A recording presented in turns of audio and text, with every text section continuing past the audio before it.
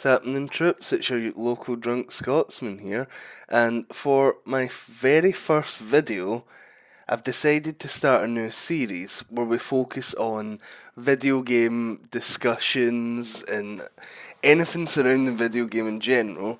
We just pick a topic, I sit here blabbing to you for a bit about my opinions and how I feel on certain topics surrounding gaming. Please note this is all my own opinion based off my experience through the years on gaming and stuff like that. So I would love to hear your guys' opinion on the same topics. You can shoot me down and tell me how wrong I am if you want. I'm no harm done. Or you can say how you agree with me or how you differ in any way from what I'm about to say. Um, so anyway, let's crack open a cold one and let's get started. So, for the first time doing this series, I'm wanting to start on the art of video game difficulty and how it's so hard to get it right. So, the video was inspired by recently I was playing through Serious Sam HD collection, the first and second encounter, as well as the 40k Fire Warrior games. So this was in between a couple of modern games I've been playing, like Death Stranding 2 and the newly released Pragmata. And I just noticed how the stark contrast and difficulty between games from even the early 2000s compared to these days, and the sheer difference in just outright difficulty between them. But to start with, I thought we could jump back a bit in time and have a look at a little bit of how difficulty's evolved through gaming. And this is from my own personal experience playing retro games with family and even in my own time. So for me, difficulty seemed to evolve greatly over time, as it used to be back in the 80s and 90s.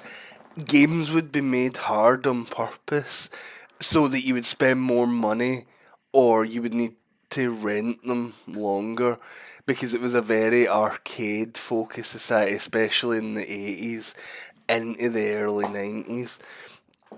And with rent culture, which even lasted up until the PS3 era, the longer you had to rent a game to finish it, the more money places like Blockbuster and that would make. And this was, as I said before, around the NES, SNES, up to about PS2 era, this was very common. However, it wasn't really that common with games such as RPGs and JRPGs, as those were longer time sinks regardless, although those tended to have padding and other ways to make you need to spend longer playing them. However, obviously with RPGs and that, the argument about the so you spend more money in the arcades doesn't really apply because you're not really going to play like a Final Fantasy game in the arcade. However, a lot of people started to notice, like I mentioned previously, up until about the PS1 era, where you started to get like memory cards and not a password system basically to be able to save your games at home. The experiences started to drop in difficulty a little bit, and games kinda get a bit easier. But in the PS1 era, a lot of games still had somewhat of an archaic difficulty to it. However, like it wasn't as common as previous generations because games weren't getting cheaper, they were still pretty expensive, but they started to rely more on being longer and more story driven. Um because of things like Blockbuster, etc., that's when they really, I would say, hit their height was the mid 90s, early 2000s. But the PS3 era onwards was when it really started to change because this is when difficulty options seem to be more that hard, say with the Call of Duty games during the PS3 era, like the golden era, let's be honest, hard mode in COD games back then were basically enemies were bullet sponges and you died in like 2 shots.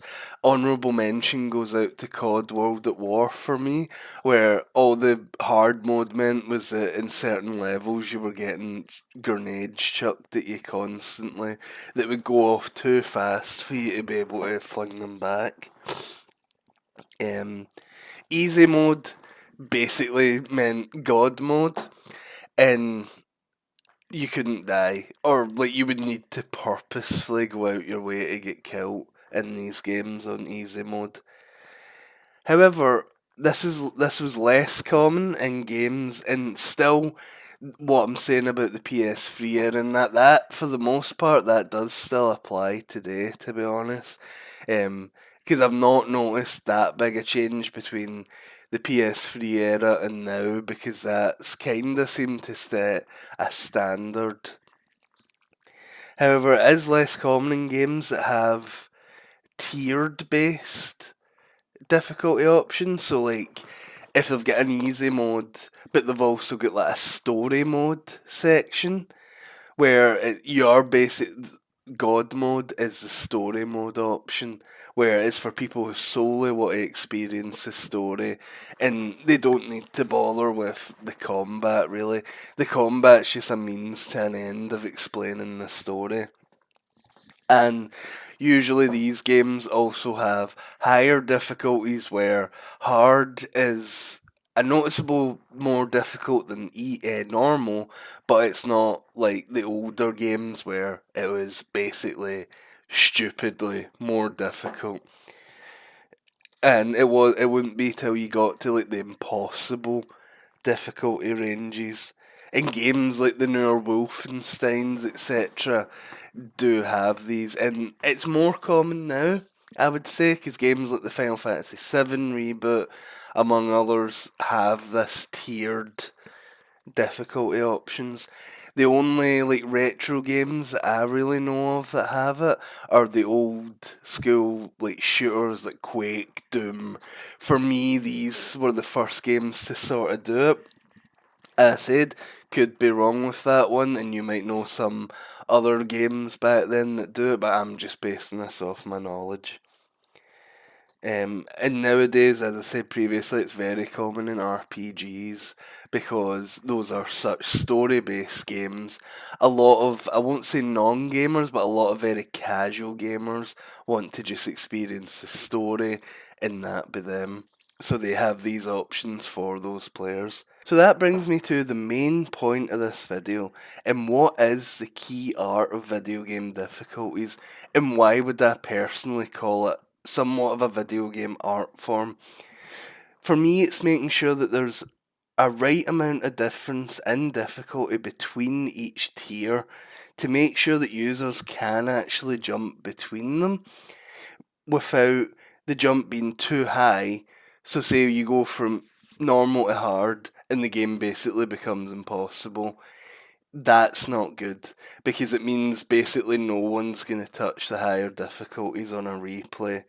However, it's also on the flip side, you can't have the easy modes being too easy, because then players who don't want basically the combat to be a story mode without you offering a story mode option, it's gonna fragment the player base and potentially put a lot of people off who want a more casual experience but still want to be challenged a little bit. So there is a very thin line between video game difficulty that developers need to master, in a sense. So the whole reason for this the whole inspiration for this video stemmed from me playing Serious Sam First and Second Encounter, because in my opinion, by modern standards, the video game difficulty for that game is an example of how you do it wrong.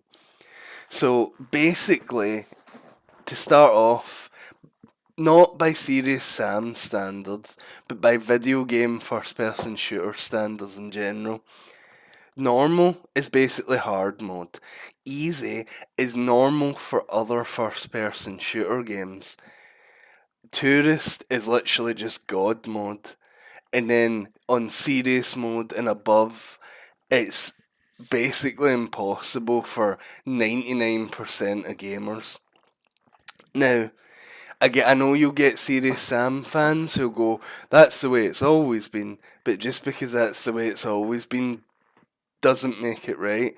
And yet, you could probably call it a partly skill issue on my part, but the game literally tells you, and most people online will tell you, easy is normal.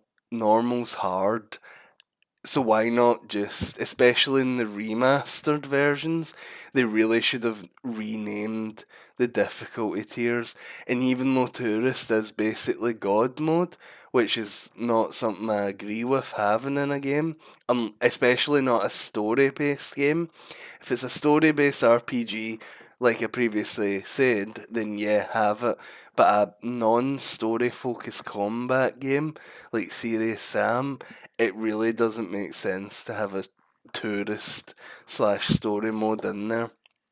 That should be renamed to easy, easy, normal, normal, hard, etc. Now, this leads me on to another one of my main points, which is difficulty done right for me is where normal should be the base standard and easy and hard should be incremental to the mechanics more than just bullet spongy on hard and you become a god mode on easy.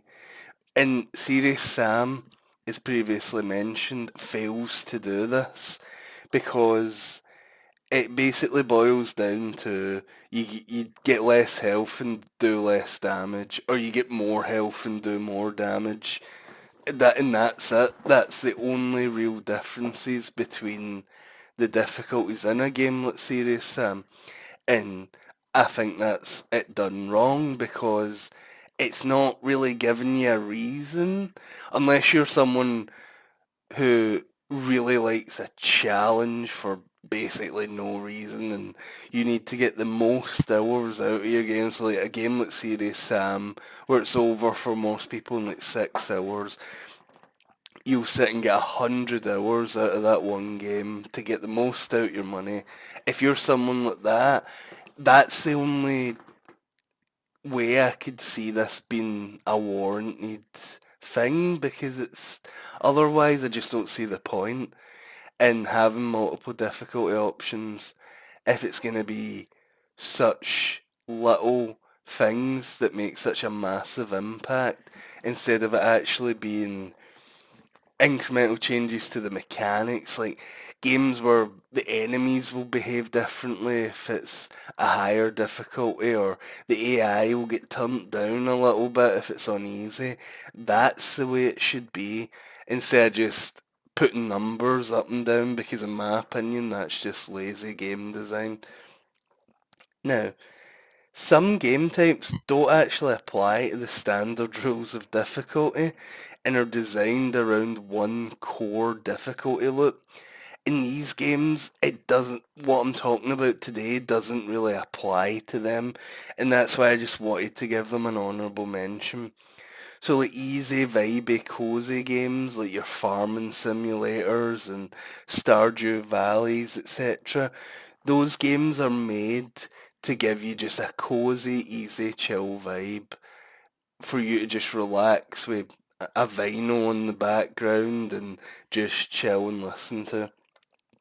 On the flip side, you have the obvious one that I can't do a video about difficulty and not mention is the Soulsborne game. So like even like Sekiro, Bloodborne, Elden Ring, Dark Souls, Demon Souls that started it all.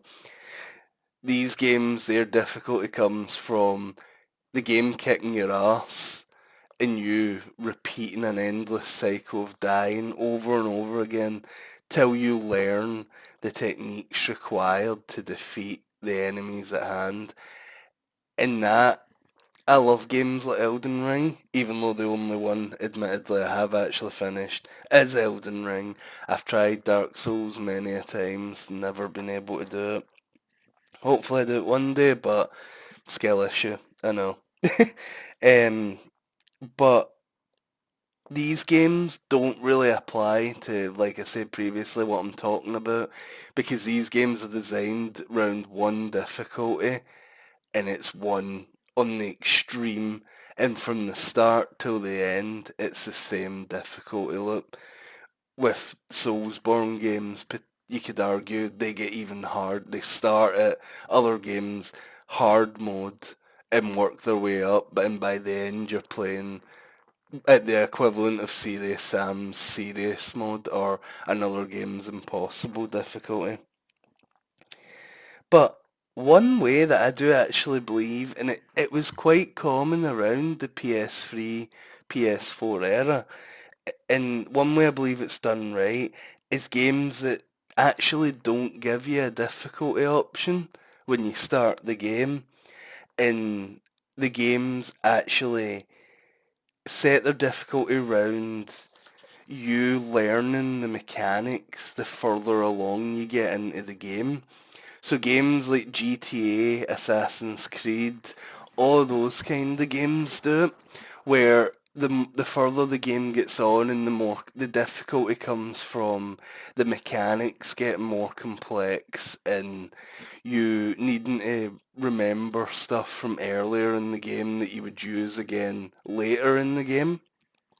Um, Basically, it's a natural difficulty that evolves with the player throughout the game. And for me, this is actually my favourite kind of difficulty because it later in the game or even midway point onwards, you are still getting challenged. Now, I'm not saying in any way that GTA is a difficult game or even Assassin's Creed because they're not, but they were never designed to be.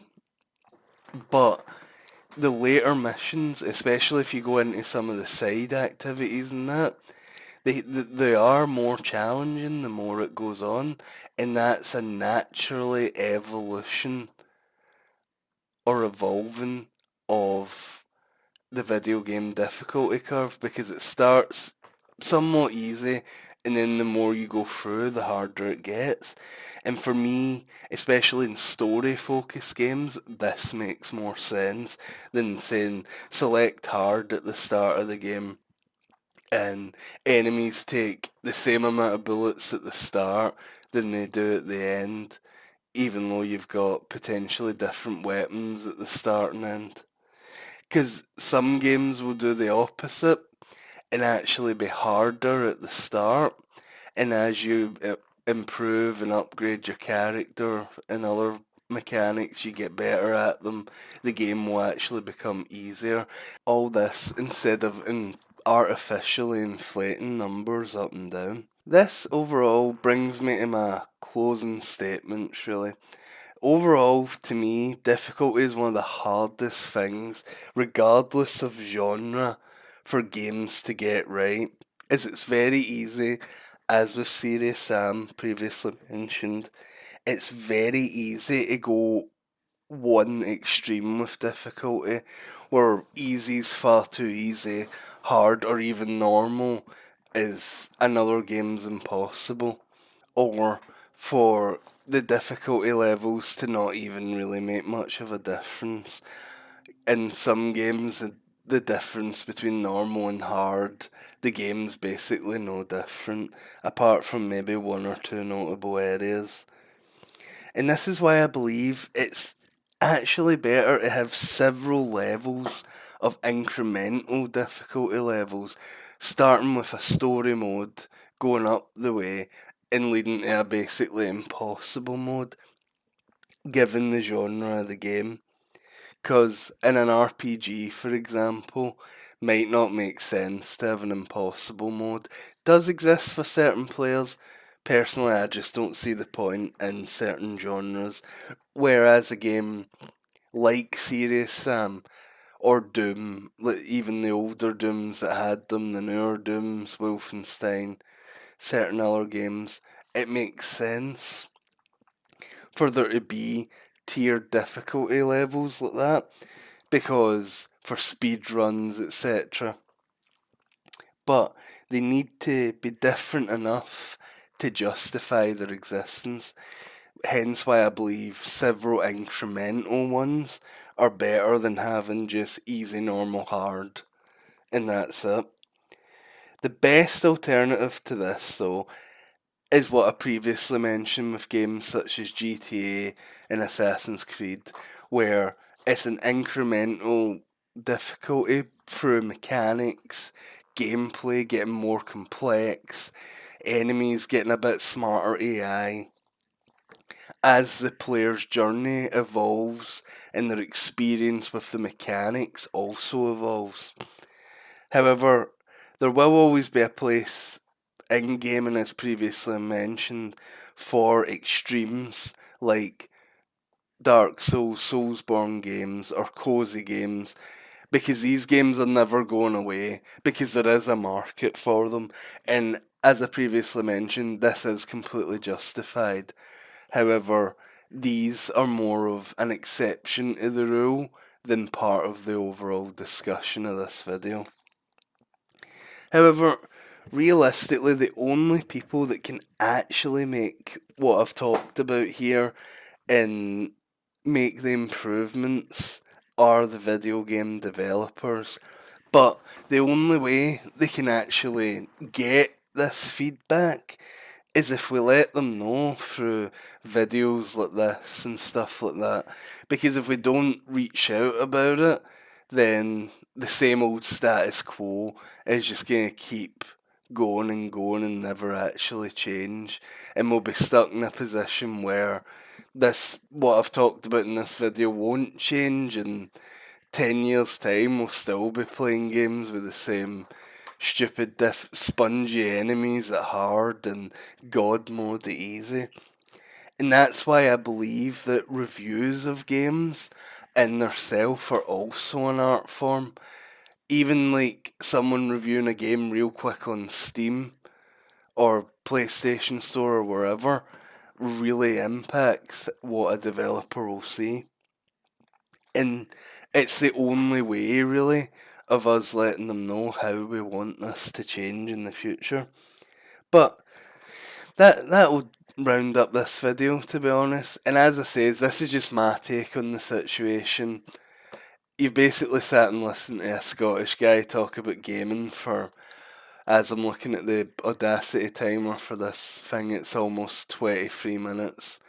So all I can do is say thanks, and I'd love to hear what you guys think about this in the comments. Perhaps even an old-fashioned response video. Yeah, I'm really showing my age with that one, because those barely exist back anymore, if at all. But let me know in the comments what you think, if you agree with me, if you disagree. As I said, this is solely an opinion piece and nothing else, and I would love to hear your comments. So anyway, keep on chugging them drinks, and I'll catch you in the next one. See you later, troops.